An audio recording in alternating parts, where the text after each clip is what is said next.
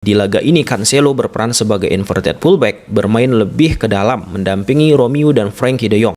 Di sini peran Cancelo berhasil menciptakan numerical superiority di area tengah bagi Barcelona, yaitu 4 versus 3. Momen penting di saat Cancelo kembali berhasil ambil bola dari pemain lawan. Gol ini terlihat atribut yang dimiliki oleh Cancelo. Di samping hebatnya Cancelo, Betis pun coba beberapa kali masuk ke sektor pertahanan Barca lewat posisi Cancelo.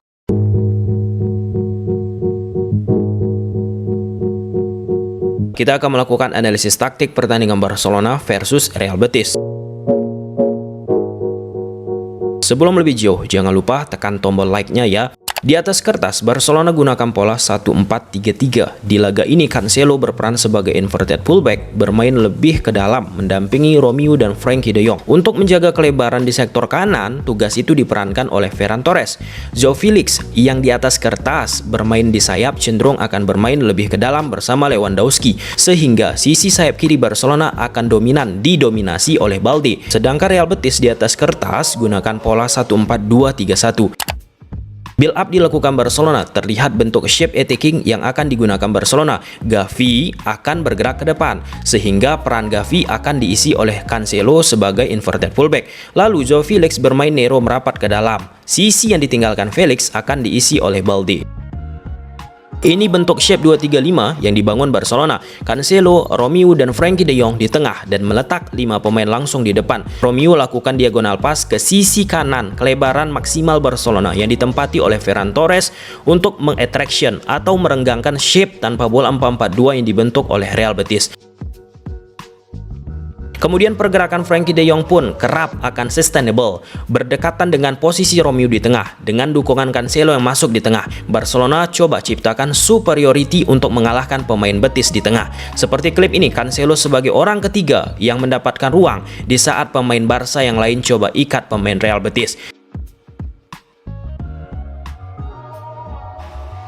Di sini peran Cancelo berhasil menciptakan numerical superiority di area tengah bagi Barcelona, yaitu 4 versus 3, sehingga aliran bola Barca dari lini belakang ke lini tengah hingga ke depan akan nyaman dari sisi saat Barcelona memprogresikan bola. Kembali karena kalah orang di tengah akibat taktik Xavi memunculkan ruang bagi Cancelo yang langsung menusuk ke jantung defensif dari Real Betis. Cancelo beri bola ke sektor Balde di area kiri untuk menarik pemain Betis mengikuti Balde, sehingga di lini tengah Barca seperti yang kita bahas tadi yang ditempati oleh 3 pemain yaitu Frenkie de Jong, Romeu, dan Cancelo akan mendapatkan space. Dalam hal ini Balde melakukan cutback ke posisi Cancelo yang mendapatkan ruang. Daya jelajah Cancelo di match ini sensasional. Dengan 81 sentuhan, bermain sebagai fullback kanan yang berperan sebagai inverted fullback, ia bisa mendominasi area yang ia tempati. Serta di akhir laga, berbagai macam media Spanyol menasbihkan Cancelo layak menjadi man of the match. Lantas Xavi pun langsung menyanjung Cancelo dengan mengaitkan apa yang dilakukan Cancelo di laga ini seperti yang diajarkan Pep terhadap dirinya ketika bermain di Man City.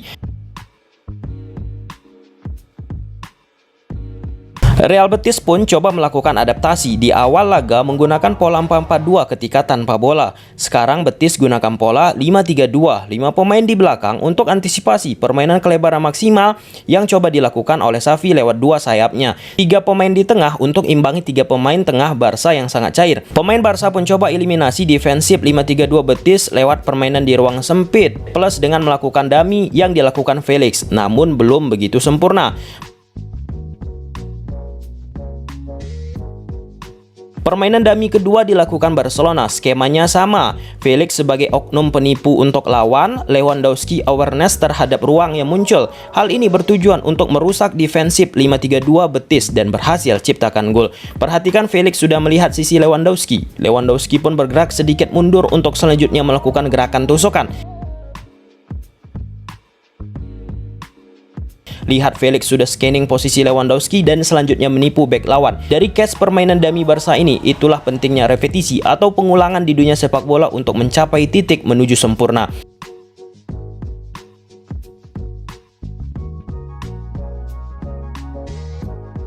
Terlihat jelas shape 2-3-5 Barcelona. Betis defending pakai 5-3-2. Cancelo kembali menunjukkan sisi berbedanya.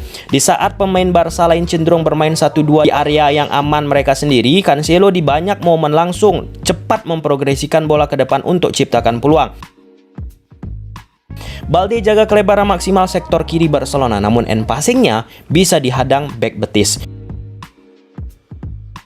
Barca coba repetisi lagi serangan yang sama seperti gol kedua Barca lewat Lewandowski. Di sini pemain Betis sudah bisa redam niatan Felix. Ini proses gol pertama Barcelona dari pressing secara kolektif yang dilakukan pemain Barca, berawal dari Gavi. Tekanan Gavi pun pada saat Barca hilang bola dipuji habis-habisan oleh Xavi, yang secara garis besar Gavi pemain petarung ketika Barca tanpa bola, yang itu dibutuhkan oleh Barcelona. Di sini back Betis coba passing ke depan.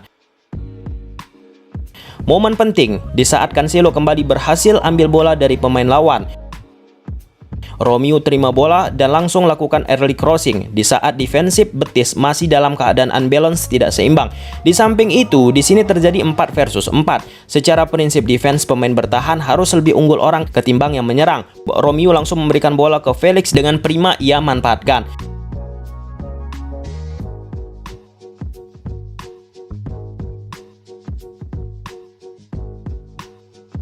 Di samping hebatnya Cancelo, Betis pun coba beberapa kali masuk ke sektor pertahanan Barca lewat posisi Cancelo. Di momen ini Cancelo telat antisipasi gerakan Jose, striker Betis yang bergerak dari area Cancelo, sehingga tercipta sebuah peluang.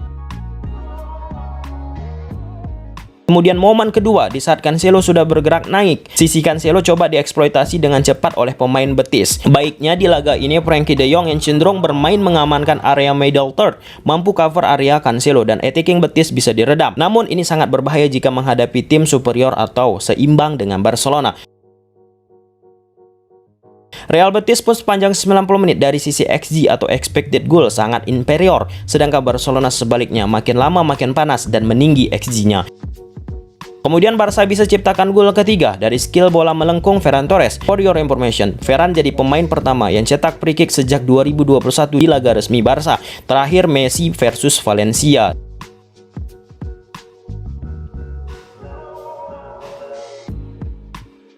Ini skema gol keempat Barca berasal dari Rafinha yang melakukan switch bola ke sektor kiri Barcelona. Tujuannya untuk merenggangkan atau mengattraction defensif dari lawan.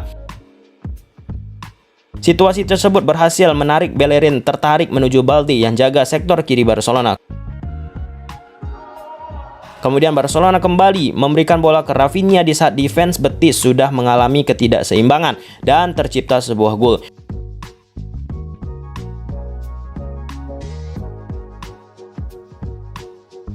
Gol kelima Barca pun berasal dari aksi 1 versus 1 yang sangat prima dimiliki oleh Cancelo. Dari gol ini terlihat atribut yang dimiliki oleh Cancelo. Speed ada, skill ada, power ada, dan decision making yang optimal di final third. Gimana menurut teman-teman laga ini? Silahkan tulis di kolom komentar.